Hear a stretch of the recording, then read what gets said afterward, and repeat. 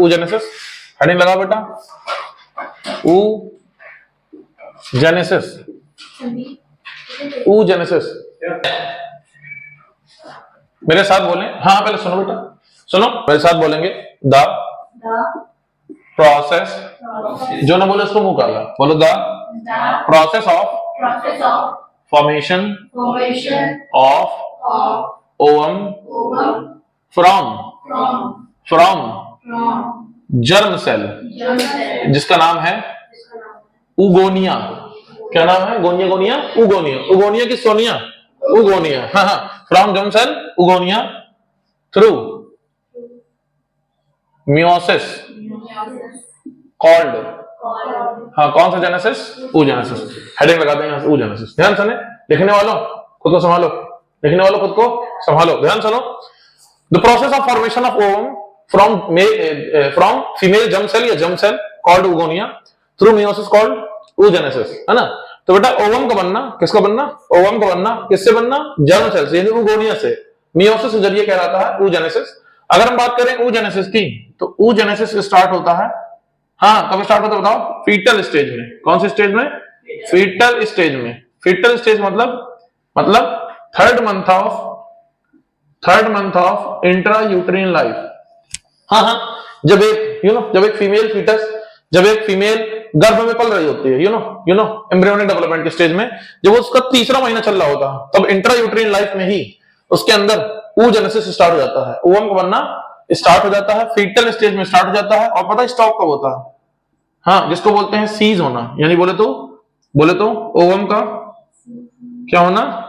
Seize होना। कब होता है बताओ? इसको बोलते क्या, पता तुमको? पता क्या बोलते हैं? इसको बोलते हैं मेनोपॉज। क्या बोलते हैं? मेनोपॉज। क्या बोलते हैं? मेनोपॉज। इसके बाद फीमेल में फर्टिलिटी नहीं रहेगी, फर्टाइल नहीं रहेगी, है ना, वो अब मां नहीं बन सकती है, प्रेग्नेंट नहीं हो सकती है, तो इसको बोलते हैं मेनोपॉज। और ये स्टॉप होगा हाँ around the age of 45 to 45 से 50 के आसपास ऐसी एज आती है इसमें, देखें हो गया पक्का। सुनो ध्यान से बेटा, अब ध्यान सुनो सब लोग, स्टार्ट यहाँ पे हो सब लोग सुनो बेटा। ये जो हमारी फीटल स्टेज है, third month of intrauterine life, यहाँ पे क्या होता है? मिलियंस ऑफ, कौन सी ऑफ?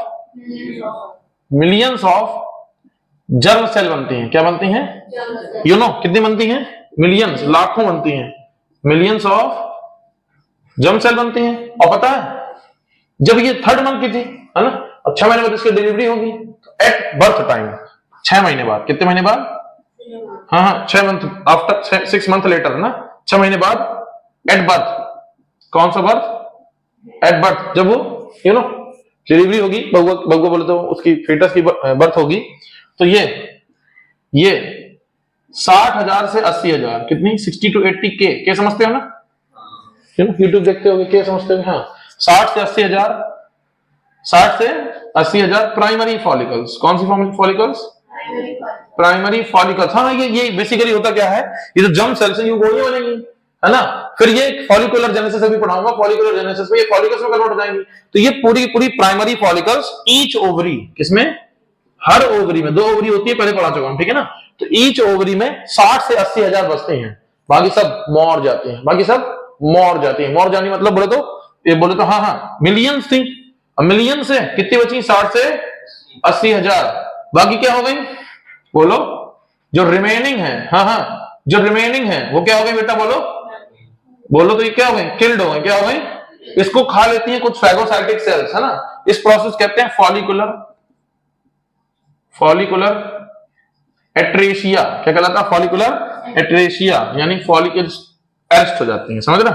खा ली जाती हैं, ठीक है, फैगोसाइटोसिस हो जाता है। तो ये इंपॉर्टेंट कॉन्सेप्ट है नीट वाले बच्चों के लिए, बोर्ड में ये सब नहीं आता है, इनको नीट देना है वो लिख सकता है। तो सब लोग देखेंगे, ठीक है ना, ध्यान से। हम लोग पढ़ रहे हैं oogenesis। क्या पढ़ रहे हैं? oogenesis।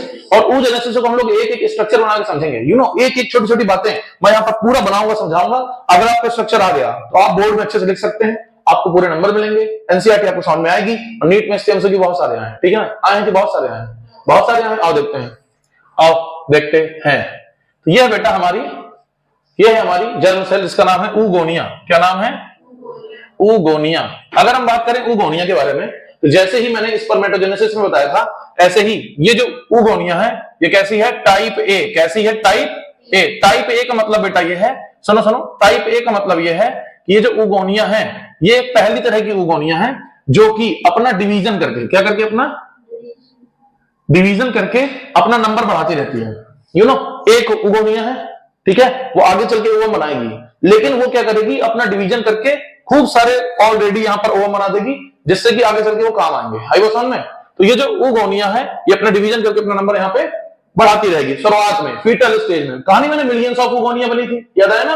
तो होता क्या है कि डिवीजन करके अपना नंबर इंक्रीज करती रहती है, ठीक है। और एक समय आता है जब ऊगोनिया बर्थ के टाइम फिक्स नंबर की हो जाती है, ठीक है, तो वो फिक्स नंबर की है जिसको हम कहते हैं टाइप ए।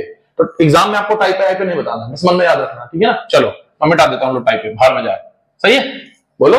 चलो, ये जो ऊगोनिया है बेटा, इसमें होते हैं 46 क्रोमोसोम, क्योंकि मैंने कल आपको बताया था कि इंसान के अंदर कितने क्रोमोसोम है, ह्यूमन के अंदर 46, ठीक है। और 46 कितने सेट में है, 2 सेट में है, जिसको बोलते हैं 2n, n के 2 सेट हैं, है ना। और एक को बोलते हैं हैप्लॉइड, तो दो को क्या बोलेंगे, डिप्लॉइड। तो ये कैसी है बेटा, डिप्लॉइड है। क्या है, डिप्लॉइड है। आज के बाद याद रखेंगे, मेरे साथ बोलो, बोलो ह्यूमन की, बोलो ह्यूमन की सेल्स डिप्लॉइड होती हैं। क्या होती हैं, डिप्लॉइड। डिप्लॉइड यानी एक सेट क्रोमोसोम की 2 सेट क्रोमोसोम। एक सेट में कितने, 23, तो 2 सेट में कितने, 46, याद रहेगा। चलो बेटा, ऊगोनिया की बात करें, ये जो ऊगोनिया है इसमें होता है मियोसिस फर्स्ट। क्या होता है, मियोसिस फर्स्ट। हमको पता है क्लास, हाँ हमको पता है क्लास 11 से कि मियोसिस जो डिवीजन होता है 2 स्टेज में होता है, meiosis 1 and meiosis 2, meiosis 1 and meiosis 2। और मैंने लास्ट लेक्चर में आपको बताया था, जो मियोसिस 1 है इसमें क्रोमोसोम का नंबर कैसा होता है, हाफ होता है। कैसा होता है, हाफ। तो होता क्या है बेटा, ध्यान से सुनो, ध्यान से सुनो, ध्यान से सुनो, ध्यान से सुनो।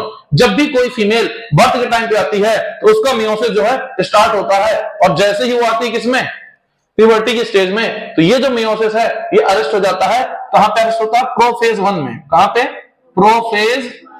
प्रोफेज फर्स्ट में। नीट में पूछा गया, याद रखना, प्रोफेज फर्स्ट में अरेस्ट होता है, याद रखना ध्यान से। क्या होता है यहाँ पे, अरेस्ट, यानी बोले तो स्टॉप हो जाता है ना। अब ये प्रोफेज फर्स्ट क्या है, तो ध्यान से सुनो, जो मियोसिस है इसमें 5 स्टेज हैं। कितनी है, 5। कितनी है, सॉरी 4 स्टेज। कितनी है, 4। कौन कौन सा बताओ, प्रोफेज, मेटाफेज, एनाफेज, टीलोफेज।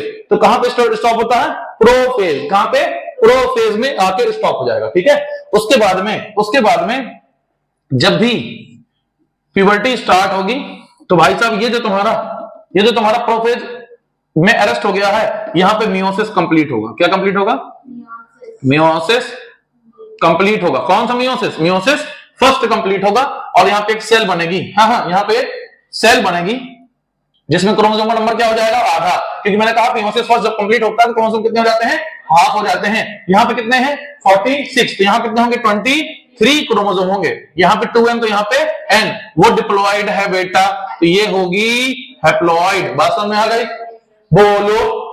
अब अगर बात करें हम आगे, तो जो डिवीजन होता है ये ऐसा डिवीजन है जो इक्वल है कि अनइक्वल है, अनइक्वल है। यानी इसमें साइटोप्लाज्म ज्यादा अमाउंट में आ जाता है और इसमें साइटोप्लाज्म इट्टू सा होता है। तो इट्टू सा साइटोप्लाज्म होने की वजह से ये जो सेल है इसको हम कहते हैं पोलर बॉडी। क्या कहते हैं, पोलर बॉडी। क्या कहते हैं बेटा, पोलर बॉडी। और ये पोलर बॉडी क्योंकि साइटोप्लाज्म बहुत कम है तो ये आगे चल के डीजेनरेट कर जाती है। क्या कर जाती है, डीजेनरेट। क्या कर जाती है, डीजेनरेट, खत्म हो जाएगी, ठीक है। अब कहानी किसकी बची, बोलो, किसकी बची, इस सेल की। इसका नाम है, याद रखना, इसका नाम है सेकेंडरी। क्या नाम है, सेकेंडरी oocyte। क्या नाम है, सेकेंडरी oocyte। तो नीट में पूछा गया है कि वो कौन सी सेल है जो सबसे पहले हैप्लॉइड होती है, सेकेंडरी oocyte हैप्लॉइड है, पोलर बॉडी हैप्लॉइड है। याद करो, मैंने पढ़ाया था स्पर्मेटोजेनेसिस में। कहां पढ़ाया था, स्पर्मेटोजेनेसिस में। वहां पे बेटा सेकेंडरी स्पर्मेटोसाइट वो सेल थी पहली, जो कैसी थी, हैप्लॉइड। कैसी थी, हैप्लॉइड। कैसी थी, हैप्लॉइड। तो ध्यान से सुनो बेटा प्लीज, हेलो।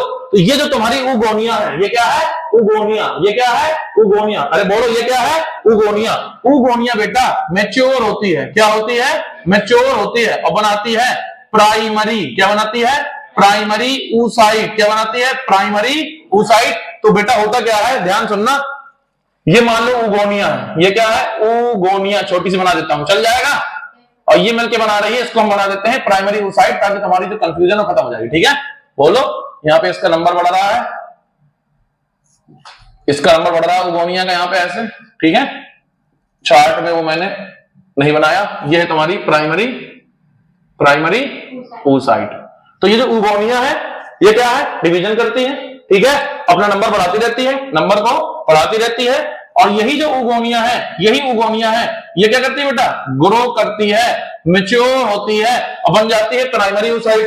तो ये डिप्लॉइड, तो ये भी डिप्लॉइड, ये 2n तो वो भी 2n, इसमें 46 क्रोमोसोम तो उसमें भी 46 क्रोमोसोम। और ये प्राइमरी oocyte में जब मियोसिस 1 कंप्लीट होता है तो बनाती है सेकेंडरी oocyte। तो जब पूछे सेकेंडरी oocyte कैसी है, तो हैप्लॉइड है, 23 क्रोमोसोम है, हैप्लॉइड है, 23 क्रोमोसोम है, n है, 2n की n है, n है, इसमें साइटोप्लाज्म ज्यादा है और जिसमें कम है वो क्या है, पोलर बॉडी। अब ध्यान सुनो, ये जो सेकेंडरी oocyte है बेटा, इसमें डिवीजन स्टार्ट होता है, इसमें मियोसिस सेकेंड क्या होता है बेटा, स्टार्ट होता है। But it arrest at metaphase second metaphase, मतलब जो सेकेंड मेयोटिक डिवीजन है उसमें भी होता है prophase second, metaphase second, anaphase second, telophase second. जो मेटाफेज सेकेंड है यहां पे डिवीजन फिर रुक जाता है। ड्यूरिंग फर्टिलाइजेशन, जब मान लो सपोज कि ये सेल है, ये कौन है, सेल, और यहां पे कौन आ गया, स्पर्म, और ये दोनों मिले, इस प्रोसेस क्या कहते हैं, पढ़ा चुका हूं, क्या कहते हैं, फर्टिलाइजेशन। क्या कहते हैं बेटा, फर्टिलाइजेशन। तो ड्यूरिंग, कौन सा रिंग, ड्यूरिंग फर्टिलाइजेशन, जब फर्टिलाइजेशन होता है तो बेटा इसमें ध्यान सुनना, इसमें सेकेंड मियोटिक डिवीजन, कौन सा डिवीजन, मेरे साथ बोलो, सेकेंड, बोलो, मियोटिक डिवीजन क्या होता है बेटा, कंप्लीट होता है। क्या होता है बेटा, कंप्लीट होता है। क्या होता है, कंप्लीट होता है। और जब इसमें, हाँ मेरे साथ बोलो, जब इसमें सेकेंड मियोटिक डिवीजन कंप्लीट होगा, जब इसमें सेकेंड मियोटिक डिवीजन कंप्लीट होगा, तो जब फर्टिलाइजेशन होने लगेगा, सेकेंड मियोटिक डिवीजन कंप्लीट होगा, तो बेटा ये जो बचेगा, ये वाला जो पोर्शन बचेगा, इसे हम कहेंगे ओवम। क्या कहेंगे, ओवम। क्या कहेंगे, ओवम। क्या कहेंगे, ओवम। इसका एक और नाम है, नीट में आता है ऊटेड। क्या आता है, ऊटेड, ओवम या ऊटेड, ओवम या ऊटेड, ओवम या ऊटेड, ओवम या ऊटेड। ध्यान सुनना प्लीज। और बनती है यहाँ पे छोटी सी फिर से सेल, अनइक्वल डिवीजन, जैसे छोटी सी सेल है ऐसे छोटी एक और बनती है जिसमें साइटोप्लाज्म कम होता है, और इसका नाम है सेकेंड पोलर बॉडी। क्या नाम बेटा, सेकेंड पोलर बॉडी। बताओ डिजनरेट करेगी कि नहीं करेगी, करेगी। क्यों करेगी, क्योंकि इसमें, हाँ वेरी गुड, क्या बोल रहे हैं, क्योंकि इसमें क्या है बेटा, बताओ, साइटोप्लाज्म कम है तो ग्रो हो नहीं पाएगी। अच्छा बेटा सुनो ध्यान से, अब ध्यान सुनो, हमारे पास उगोनिया थी, उगोनिया ग्रो करके बना दी प्राइमरी oocyte। क्या बना दी, प्राइमरी oocyte। प्राइमरी oocyte में होता है मियोसिस फर्स्ट, बनती है सेकेंडरी oocyte। सेकेंडरी oocyte में अगर फर्टिलाइजेशन होने लगा तो मियोसिस सेकंड होके ये बना देगी ओवम, और ये बना देगी सेकंड पोलर बॉडी। आई बात समझ में, बोलो, ये कॉन्सेप्ट मैंने नीट के लिए लिख दिया। ठीक है, बोर्ड में सिंपल तुमको इतना याद रखना है कि जो हमारी उगोनिया है वो ग्रो करके बनाएगी प्राइमरी oocyte, डिवीजन होगा बनाएगी secondary oocyte, first polar body, ये मर जाएगी, और इसमें डिवीजन होगा बनाएगी ये और ये। तो एनसीईआरटी ये वाली बात नहीं करती है, ये मैंने स्पेशली किसके लिए बात की है, बोलो, नीट वाले बच्चों के लिए की है। आई बात समझ में, ठीक है। आगे ध्यान से सुनो, तो बेटा एक पोलर बॉडी है, एक पोलर बॉडी है, इसको हम बोल देंगे फर्स्ट पोलर बॉडी, इसको बोल देंगे सेकंड पोलर बॉडी। अभी रिसेंटली नीट में पूछा गया है कि ये बताओ कितनी पोलर बॉडी बनती है, एक की दो। आई बात समझ में, कर लोगे तो बहुत इजी है, इसको बना लो। हो गया, हो गया, आज से तो हो गया, जल्दी लिखो यार, बहुत सारे लिखते तुम लोग, 10-15 मिनट दिया तुम लोग को मैंने। हो गया, हो गया बेटा, लिखिए, वेरी गुड। चलो, हाँ तो ये सब हो गया आप लोग का। चलो लिखें नोट्स, नोट्स लिखेंगे, पहला पॉइंट लगा के लिखेंगे, पहला पॉइंट लगा के लिखेंगे, फर्स्ट पॉइंट लिखेंगे, ovum are formed, ovum are formed from germ cell called oogonia, ovum are formed from germ cell called oogonia, which is haploid in nature, which is haploid in nature। haploid के बाद bracket लिख देना n, देखो जरा, है hello, small n, haploid को क्या बोलते हैं, स्मॉल n, है ना, which is haploid, ब्रैकेट लिख दो small n, which is haploid, bracket लिख दो small n, bracket close, in nature, which is haploid in nature and containing 23 chromosomes, 23 chromosome इसलिए उसको हैप्लॉइड कहते हैं, लेकिन ये लिखवाना भी जरूरी है, ठीक है, तुम लोग भूल जाओगे नहीं तो। एन कंटेनिंग 23 क्रोमोसोम्स हो गया। नेक्स्ट पॉइंट लिखेंगे, नेक्स्ट पॉइंट लिखेंगे, नेक्स्ट पॉइंट लिखेंगे, लिखेंगे लिखेंगे the oogonia are formed, the oogonia are formed in the ovary, the oogonia are formed in the ovary during embryonic stage, you know embryonic stage, you know intrauterine life में जब uterus की female अंदर थी, during embryonic stage, bracket लिख दो 3rd month, जब बच्ची 3रे महीने की थी, है ना, पेट के अंदर जब वो 3 महीने की थी, तभी उसके क्या बन गए, oogonia बन गई, तभी उसकी oogonia बन गई, ठीक है ना। क्या लिखा है, एम्ब्रियोनिक स्टेज एंड को काट दो, फुल स्टॉप कर दो, एम्ब्रियोनिक स्टेज फुल स्टॉप। सुनो ध्यान से, जितनी भी oogonia थी उसके इंट्रा यूट्राइन लाइफ में बन गई, और एक बार बर्थ हो गया, यू नो, एक बार बर्थ हो गई, एक बार उसकी डिलीवरी हो गई, एक बार वो लड़की दुनिया में आ गई, उसके बाद कोई भी oogonia नहीं बनेगी। एनसीईआरटी कहती है इस लाइन को, ध्यान सुनना, नीट में आ चुकी है ये लाइन, जब आप एनसीईआरटी पढ़ेंगे आपके दिमाग से एकदम स्लिप हो जाएगी ये, क्योंकि बच्चे को पढ़ के, बच्चों को क्या पता कि कौन सी लाइन इंपॉर्टेंट एग्जाम के पॉइंट ऑफ व्यू से, इसको नोट लगा के लिखेंगे, ध्यान सुन लो पहले। एनसीईआरटी कहती है कोई भी ऐसी oogonia नहीं है जो ओवरी में ऐड हो सके बर्थ के बाद, यानी जो नंबर बढ़ा रही है ये बर्थ के पहले की बात थी, ठीक है। तो एनसीईआरटी कहती है no more oogonia are added after birth, क्या कहा, no more oogonia are formed and added after birth, ना ही कोई oogonia बनती है ना ही ऐड होती है बर्थ के बाद। देखेंगे नोट लगा के, एनसीईआरटी की लाइन है, इंपॉर्टेंट, नीट में आ चुकी है, नोट लगा के लिखो, no more oogonia are formed, no more oogonia are formed and added, you know add होना, ADDED, no more oogonia are formed and added after birth, after birth, after birth, full stop. Next point लिखेंगे, next point लिखेंगे oogonia and primary oocyte, oogonia and primary oocyte, इधर आओ सब लोग, जल्दी focus, यह है oogonia, यह है प्राइमरी oocyte। क्या कहीं मियोटिक डिवीजन के बीच में हुआ, नहीं हुआ, तो ये दोनों कैसे हैं, डिप्लॉयड है, इनमें 46 क्रोमोसोम है, ये 2n कहलाएंगे, लिखेंगे, लिखेंगे oogonia and primary oocyte both are diploid in nature, both are diploid in nature, bracket लिख देना 2n, डिप्लॉयड इन नेचर, दोनों क्या बेटा डिप्लॉयड नेचर की हैं, यानी 2n है, यानी इनमें 46 क्रोमोसोम्स हैं, ठीक है, बोलो, चले आगे सुने, आगे सुने, सेकेंडरी oocyte, कौन सा oocyte, secondary oocyte and polar bodies, इधर आओ, secondary oocyte and polar bodies, ये क्या है, हैप्लॉइड है। एनसीईआरटी सेकेंडरी oocyte को ही ओवम कह देती है, ओवम को ही सेकेंडरी oocyte कह देती है, ये कॉन्सेप्ट हालांकि अलग होता है, डिटेल में होता है, इसलिए नीट में इसको अलग मानते हैं, एनसीईआरटी बोर्ड में इसको अलग मानते हैं, ठीक है। तो मैं कहूंगा एनसीईआरटी लाइन जो सेकेंडरी oocyte और पोलर बॉडी है ये हैप्लॉइड है, मैं सेकेंडरी oocyte कहूं तो तुम मान लो ओवम भी, ठीक है, ओवम भी क्या है, बेसिकली क्या है, हैप्लॉइड है, तो लिखेंगे, लिखेंगे सेकेंडरी oocyte, हाँ नेक्स्ट पॉइंट है सेकेंडरी oocyte, ब्रैकेट लिख देना ओवम, एनसीईआरटी उसको एक ही मान रही है, ठीक है, बोर्ड के हिसाब से एक ही है, लेकिन तुम देखो स्ट्रक्चर से नीट का क्वेश्चन करोगे, ठीक है ना, यहां से लिख तुम बोर्ड कराएगा, लेकिन करोगे यहां से आंसर, ठीक, हाँ क्या पॉइंट, ब्रैकेट लिख देना ओवम एंड पोलर बॉडीज, वो चाहे फर्स्ट पोलर बॉडी हो चाहे सेकंड पोलर बॉडी हो, ठीक है, and polar bodies are haploid in nature, are haploid बस कर दो, नेचर गया बाहर में, are haploid, haploid in bracket में एन यानी 23 क्रोमोसोम्स, इज इट क्लियर, बोलो भाई, तो ये अपना हो गया।